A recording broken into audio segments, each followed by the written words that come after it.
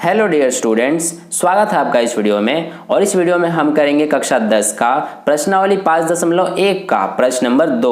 तो चलिए हम स्टार्ट करते हैं। दोस्तों, इससे पहले मैंने प्रश्न 1 का भी हल करा दिया है। अगर आपने वो वीडियो अभी तक नहीं देखे हैं तो इस वीडियो के लास्ट में एंड स्क्रीन में आपको वो वीडियो दिख जाएगी, वहां क्लिक करके आप देख सकते हैं। तो देखिए प्रश्न नंबर 2 में हमसे क्या पूछा गया है कि दी हुई एपी के प्रथम 4 पद लिखिए जबकि प्रथम पद ए और सारो अंतर डी निम्नलिखित है। तो दोस्तों इसमें हमें 5 भाग दिए गए हैं।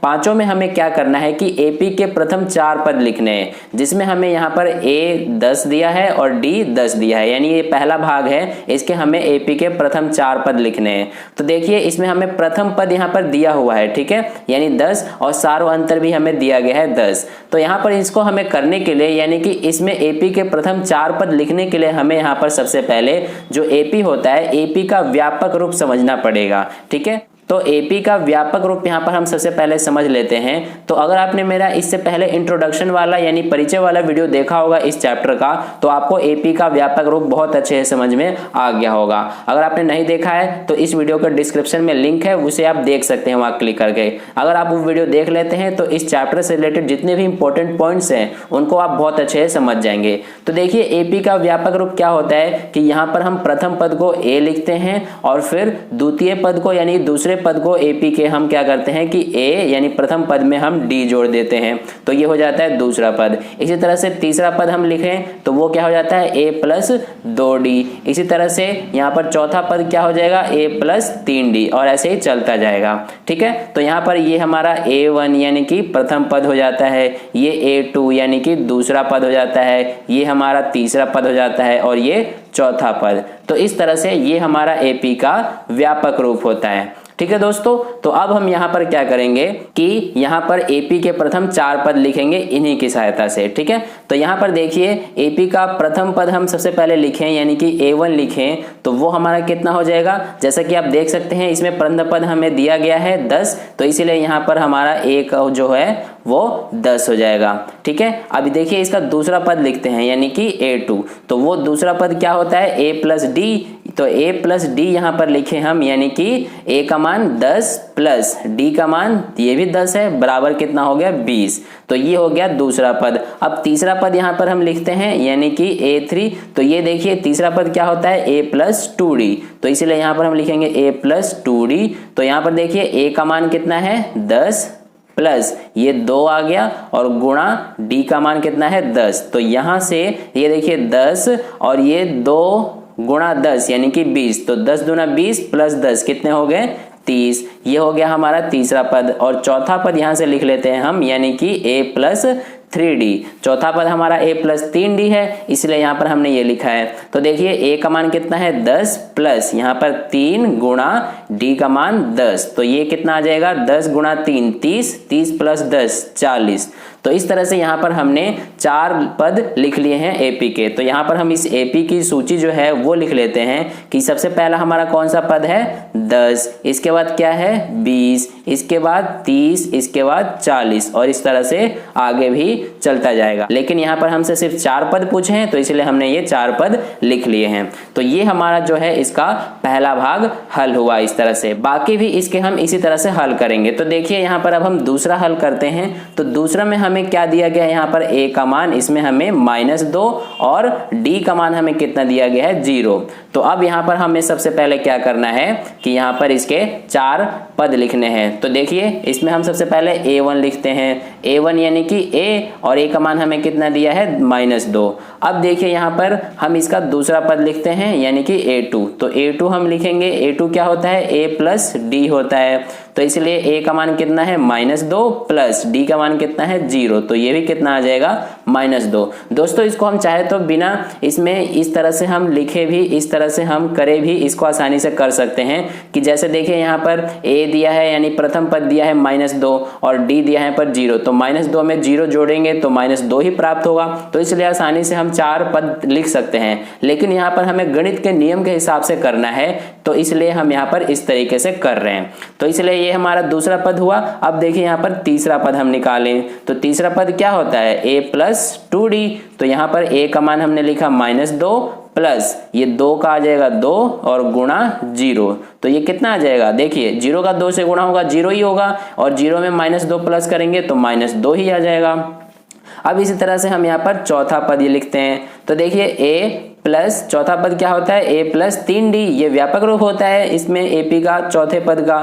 तो इसलिए यहाँ पर a की जगह हम क्या लिखेंगे, -2 प्लस 3 गुणा d की जगह 0। तो यहाँ पर 0 का 3 से गुणा होगा 0 ही आ जाएगा, और 0 में -2 जोड़ेंगे तो -2 ही आ जाएगा।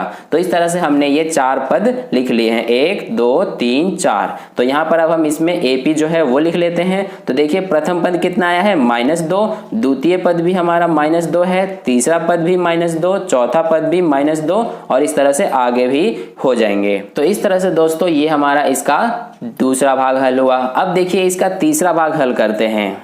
तो तीसरे भाग में हमें क्या दिया गया है, यहाँ पर a का मान इसमें हमें 4 दिया गया है, और d का मान कितना दिया गया है, -3। तो चलिए अब हम इसका प्रथम 4 पद लिखते हैं। तो देखिए सबसे पहले हम यहाँ पर प्रथम पद लिखते हैं। प्रथम पद क्या होता है, a, और a का मान हमें दिया गया है 4। इसी तरह से दूसरा पद लिखते हैं। दूसरा पद क्या होता है, व्यापक AP का a प्लस d, यानी कि a का मान 4 प्लस d का मान -3। तो यहाँ पर हम लिख लेते हैं -3।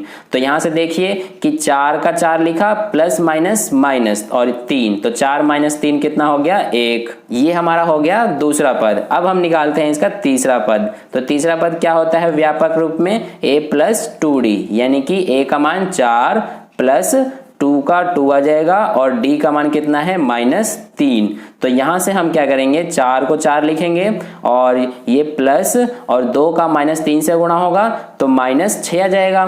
तो यहाँ पर हम लिख लेते हैं -6। तो अब देखिए यहाँ पर कि 4 और प्लस माइनस माइनस हो जाएगा, तो 4 में से -6 हम करेंगे तो कितना आएगा, -2 आ जाएगा। अब यहाँ पर हम इसका चौथा पद लिखते हैं। तो चौथा पद क्या होता है, AP का व्यापक रूप a प्लस 3d। तो यहाँ से 4 प्लस 3 और ब्रैकेट में क्या आ जाएगा, -3। तो यहाँ से देखिए 4 का 4 लिखा हमने, और ये प्लस और 3 का -3 से गुणा होगा तो -9 आ जाएगा। तो कितना हो जाएगा, ये प्लस माइनस माइनस, तो 4 में से 9 घटाएंगे तो कितना आ जाएगा हमारा, -5। तो इस तरह से जो है हमने ये 4 पद लिख लिए हैं। अब हम इसको यहाँ पर लिख लेते हैं। तो पहला पद क्या है, 4, दूसरा पद क्या है, 1, तीसरा कितना है, -2, चौथा -5, और इस तरह से, ठीक है। तो ये हमारा हो गया इसका तीसरे भाग का हल।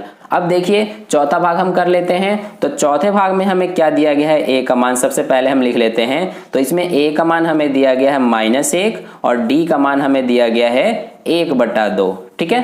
तो इस तरह से यहाँ पर हमें ये a और d का मान दिया गया है। अब यहाँ पर हम सबसे पहले AP का प्रथम पद लिख लेते हैं। तो प्रथम पद हमारा a हो जाएगा, और a का मान हमें दिया गया है -1। अब यहाँ पर हम इसका दूसरा पद लिख लेते हैं। तो दूसरा पद क्या होता है व्यापक रूप में, a प्लस d, यानी कि a का मान कितना है, -1 प्लस 1/2 हो जाएगा, क्योंकि d का मान 1/2 है। तो देखिए इसको अब हम सॉल्व कर देंगे तो ये हमारा आ जाएगा -1/2, ठीक है। ये हो गया हमारा दूसरा पद। अब इसका हम तीसरा पद लिख लेते हैं। तो a प्लस 2d, तो ये हमारा हो जाएगा a का मान -1 प्लस 2 गुणा 1/2, ठीक है। ये समझ में आ गया होगा आपको। 2 का हमने 2 लिखा और d की जगह पे 1/2 लिखा। तो यहाँ से 2 से 2 कट गया, क्या बचा हमारे पास, -1 और ये +1, यानी कि -1 + 1 0 हो गया।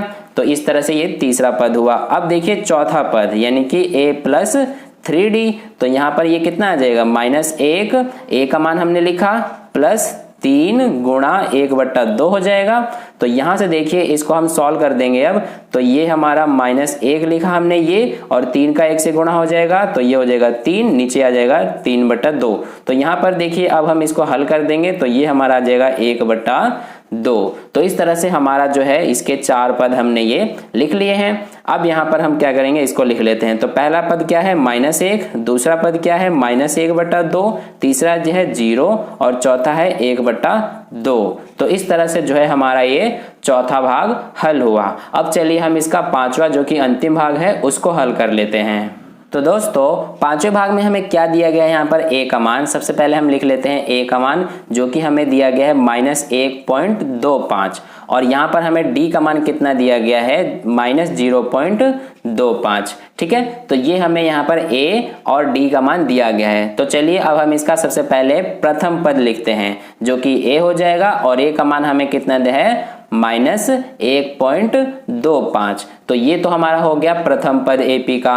अब यहाँ पर हम दूसरा पद लिखते हैं। तो दूसरा पद क्या होता है a प्लस डी, यानी यहाँ पर हम लिख लेते हैं सबसे पहले a का मान। तो a का मान -1.25 है प्लस d का मान कितना है -0.25। अब इसको हम सॉल्व कर लेते हैं। तो देखिए यहाँ पर -1.25 और प्लस और फिर -0.25, तो प्लस माइनस माइनस हो जाएगा। तो -1.25 और -0.25 ये हमारा कितना हो जाएगा -1.50। ठीक है, तो ये हमारा हो गया दूसरा पद। अब लिख लेते हैं तीसरा पद जो कि a प्लस 2d होता है व्यापक रूप में। तो यहाँ पर a की जगह हम लिखेंगे -1.25 और प्लस ये हो जाएगा 2 और फिर यहाँ पर d का मान कितना है -0.25। तो यहाँ से देखिए सबसे पहले हम क्या करेंगे कि ये हमारा हो जाएगा -1.25 प्लस यहाँ पर हम क्या करेंगे अब कि ये 2 का -0.25 से गुणा करेंगे तो ये हमारा कितना आ जाएगा -0.50 आ जाएगा। तो इस तरह से ये हुआ। अब यहाँ पर इसके बाद आगे हम हल करें इसको। तो देखिए यहाँ पर प्लस माइनस माइनस हो जाएगा और ये -1.25 और यहाँ पर -0.50, तो कितना हो जाएंगे ये -1.75। तो इस तरह से ये हमारा हो गया तीसरा पद। अब देखिए इसका चौथा पद। तो चौथा पद क्या हो जाएगा a प्लस 3d। तो यहाँ पर a का मान -1.25 प्लस 3 का 3 उतारा और d का मान -0.25। तो यहाँ से अब हम इसको हल कर लेते हैं। -1.25 सेम लिखा हमने ये वाला, प्लस 3 को -0.25 से गुणा किया तो ये कितना आ जाएगा -0.75 आ जाएगा। तो यहाँ से इसको अब हम सॉल्व कर देंगे। -1.25 प्लस माइनस माइनस हो जाएगा और 0.75, तो यहाँ से ये हो जाएगा -2.00। ठीक है दोस्तों, तो ये हमारे हो गए इसके 4 पद। अब यहाँ पर हम इसको लिख लेते हैं। तो प्रथम पद कितना है -1.25, दूसरा पद कितना है -1.50, तीसरा पद कितना है -1.75 और चौथा पद कितना है -2.00। ठीक है दोस्तों, तो इस तरह से जो है हमारा ये 4 पद यहाँ पर हो गए। अब इसी के साथ हमारा प्रश्न नंबर 2 का हल कंप्लीट हुआ। आई होप आपको प्रश्न नंबर 2 का हल बहुत अच्छे से समझ में आया है। अगर समझ में आ गया है तो इस वीडियो को लाइक कर देना और पहली बार वीडियो देख रहे हैं तो चैनल को सब्सक्राइब करके नोटिफिकेशन बेल आइकन प्रेस कर लीजिए ताकि अगली वीडियो जैसे ही मैं नेक्स्ट क्वेश्चन के सोल्यूशन का डालूं तो उसका नोटिफिकेशन सबसे पहले आपको मिल जाए। और अपने दोस्तों के साथ भी इस वीडियो को शेयर कर दें और कहीं पे भी कोई डाउट हो तो नीचे कमेंट करके मुझसे पूछ सकते हैं, मैं आपको समझाने की पूरी कोशिश करूंगा। तो फिर मिलते हैं नेक्स्ट वीडियो में नए प्रश्नों के साथ। धन्यवाद।